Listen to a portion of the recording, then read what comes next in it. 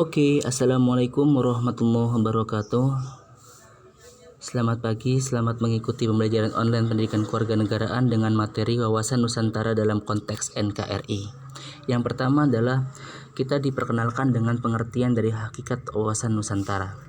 Pengertian dari wawasan Nusantara adalah bagaimana cara pandang kita, cara kita bersikap bangsa Indonesia mengenai diri kita sendiri, mengenai negara kita sendiri.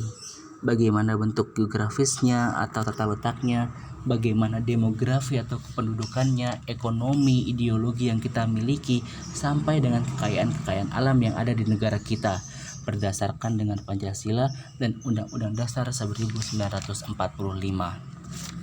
Banyak juga pengertian dari wawasan Nusantara yang ada di LKS kalian, dari M. Panggabean, Samsul Wahidin, Munajat Danusa Putro, dan juga Sumarsono, yang bisa kalian baca sendiri di LKS kalian masing-masing. Yang kedua adalah konsep wawasan kebangsaan. Ada 5 konsep dari wawasan kebangsaan atau wawasan Nusantara ini. Yang pertama adalah persatuan dan kesatuan, yang kedua kebangsaan, yang ketiga Bhinneka Tunggal Ika, yang keempat negara kepulauan, dan juga yang kelima adalah geopolitik. Dari semua komponen yang ada dalam konsep wawasan Nusantara atau wawasan kebangsaan ini adalah kita ditunjukkan untuk dipahami bahwa negara Indonesia adalah negara yang menjunjung persatuan dan juga kesatuan. Kita memiliki kebangsaan yang sangat banyak, tapi dengan kebangsaan yang banyak itu kita memiliki semboyan yang namanya Bhinneka Tunggal Ika. Kita juga diberi pengetahuan bahwa negara kita adalah negara kepulauan, negara yang berada di atas lautan dan juga ditumbuhi dengan banyak sekali pulau yang ada di atasnya. Sehingga dengan adanya pulau yang sangat banyak itu membuat geopolitik atau mengajak kepada seluruh komponen yang ada dalam masyarakat Indonesia ini memiliki pengetahuan, persepsi tentang letak geografis Indonesia ini adalah letak geografis yang sangat strategis. Oleh sebab itu, semua komponen warga Indonesia ini harusnya mempunyai rasa persatuan untuk menjaga keutuhan wilayah negara Indonesianya. Lalu apa sih pentingnya wawasan Nusantara dalam konteks NKRI ini? Fungsi dari wawasan Nusantara ini adalah setelah kita diberi pengetahuan, setelah kita tahu bagaimana cara kita memandang negara kita tahu cara bersikap terhadap negara kita, maka fungsi utama dari wawasan Nusantara ini adalah sebagai rambu-rambu mengambil kebijakan oleh pemerintah dan juga sebagai rakyatnya kita diberi suatu roda penggerak untuk mencapai tujuan nasional bangsa Indonesia itu sendiri. Karena kita sudah tahu betul bagaimana negara kita, karena kita sudah paham betul bagaimana negara kita, dan kita sudah tahu bagaimana cara kita bersikap untuk negara kita ini. Tujuannya adalah wawasan kebangsaan juga bertujuan untuk mewujudkan nasionalisme dalam berbagai aspek kehidupan.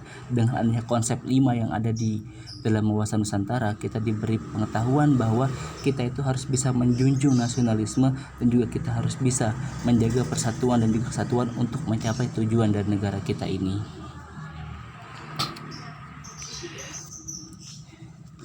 Yang paling penting dari materi yang ada dalam wawasan kebangsaan atau wawasan Nusantara ini adalah wawasan Nusantara ini merupakan suatu pemahaman bahwa kita itu diberi pengetahuan tentang segala komponen yang ada dalam negara kita. Jadi untuk memudahkannya akan saya sampaikan aspek-aspek wawasan kebangsaan. Aspek wawasan Nusantara merupakan suatu konsep di dalam cara pandang dan pengaturan yang mencakup segenap kehidupan bangsa, yang meliputi aspek alamiah atau Trigatra dan aspek sosial atau Pancagatra. Yang pertama adalah aspek-aspek Trigatra. Jadi aspek Trigatra ini adalah aspek alamiah atau yang ada dalam negara itu sendiri. Biasanya aspek Trigatra ini atau aspek alamiah ini hanya dimiliki oleh negara tersebut. Sangat sulit untuk ditiru oleh negara lain atau bahkan tidak mungkin dimiliki oleh negara lain. Itulah yang dimaksud dengan aspek-aspek Trigatra atau aspek alamiah. Yang pertama adalah letak dan juga bentuk geografis dari negara Indonesia. Indonesia terletak pada 6 derajat lintang utara sampai 11 derajat lintang selatan, 95 derajat bujur timur sampai 141 derajat bujur timur. Yang ini sangat tidak mungkin untuk bisa ditiru atau bahkan disamakan dengan negara-negara lain, karena posisi dari negara satu dengan negara lainnya pasti atau jelas berbeda. Di tengah-tengahnya dari negara Indonesia ini terbentang garis ekuator, sehingga Indonesia terkenal hanya memiliki 2 musim, yaitu musim hujan dan juga musim kemarau. Kalau kita lihat yang tadi disampaikan dari konsep wawasan kebangsaan, negara kita adalah negara kepulauan.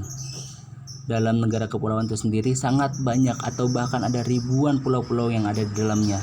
Sehingga kita semua harus paham betul bahwa dengan negara kepulauan ini kita pasti memiliki aspek positif dan juga negatif tentang negara kita. Yang kedua adalah kependudukan. Kependudukan atau demografi. Hal ini perlu diperhatikan. Dalam aspek ini adalah faktor-faktor mengenai jumlah penduduk kita bagaimana, komposisi penduduk kita seperti apa, dan juga persebaran penduduk kita seperti apa. Yang ketiga atau yang terakhir dari Trigatra adalah kekayaan alam yang ada di Indonesia. Dengan letak dari geografis Indonesia yang sangat luar biasa strategisnya, kita semua tahu bahwa negara Indonesia ini sangat kaya dengan sumber-sumber alam yang ada dalamnya. Di permukaan bumi, di laut, di perairan, di dalam sungai, bahkan di dalam bumi yang ada di Indonesia ini pun sumber-sumber alam sungguh sangat luar biasa banyaknya. Sebagai gambaran umum, sumber-sumber alam yang ada di Indonesia ini tidak hanya biogas atau hanya yang ada dalam bumi saja, tetapi kita itu harus paham betul bagaimana mineral kita, nabati atau flora kita, hewani atau fauna kita sangat luar biasa banyaknya dan juga sangat beragam. Hal inilah yang menjadikan kekayaan alam dari Indonesia ini sangat luar biasa hebatnya, dan harus kita ketahui dan kita harus bisa bersikap atas hal tersebut. Kemudian selain aspek alamiah, ada juga aspek sosial yang ada 5 dalam negara kita, yaitu kita sebut dengan aspek-aspek Pancagatra. Oh ya, sebelumnya agar kalian mudah untuk memahami, gatra ini berarti juga dapat disebut dengan konsep atau juga disebut dengan aspek itu sendiri. Jadi maksudnya adalah Trigatra adalah 3 konsep atau 3 aspek, kemudian Pancagatra adalah 5 dari aspek tersebut. Jadi gatra hanya bahasa alamiah untuk memudahkan kalian mengenal yang namanya konsep-konsep atau aspek-aspek, nama lainnya seperti apa. Yang pertama dari aspek Pancagatra adalah ideologi. Ideologi adalah seperangkat ide, gagasan, cita suatu bangsa untuk mencapai tujuan bangsanya. Ideologi kita adalah Pancasila. Pancasila punya 5 poin, yang ke-5 poin itu merupakan kesatuan yang utuh, tidak dapat dipisah dalam pemahaman dan pemberian maknanya. Yang kedua adalah ekonomi. Kita harus paham betul bagaimana kekuatan nasional negara kita dalam ekonomi, apalagi menghadapi globalisasi sekarang ini. Kita harus tetap stabil agar seluruh daerah dapat memahami atau dapat merasakan kestabilan, keserasian, keseimbangan dari kekayaan wilayah Nusantara ini efektif dan dirasakan oleh semuanya. Yang ketiga, sosial budaya. Sosial budaya ini aspek yang dimaksud adalah kehidupan yang menyangkut aspek kemasyarakatan.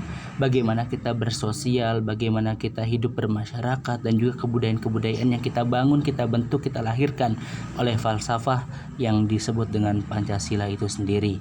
Jadi dengan adanya kita bermasyarakat, kita berbudaya, tidak boleh lepas dari falsafah yang sudah kita miliki ini.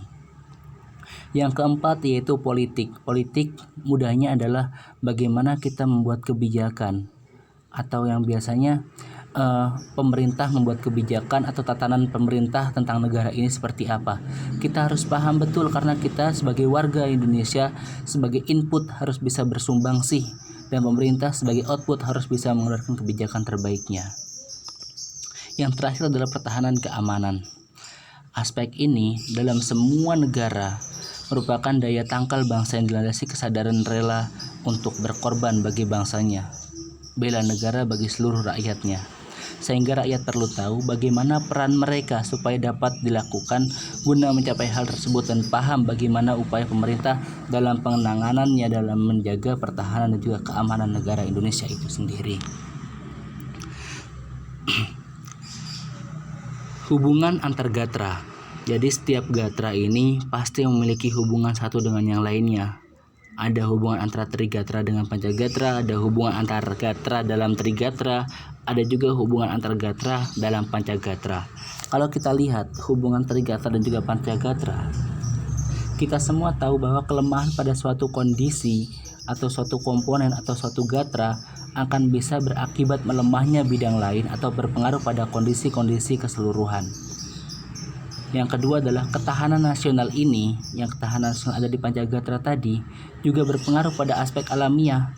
Kalau misalnya letak geografis kita ini tidak kepulauan, kita akan lebih mudah untuk menjaga kesatuan negara Indonesia. Kalau negara kita berada di medan perang, kita akan kesulitan untuk menjaga keamanan negara kita. Mudahnya seperti itu. Antar gatra dalam trigatra. Gatra geografi, kekayaan alam sangat berpengaruh dan juga berhubungan timbal balik. Negara Indonesia sebagai negara yang dilintasi oleh Samudra Hindia dan juga Samudra Pasifik, benua Asia dan juga Australia, atau mudahnya adalah berada dalam silang.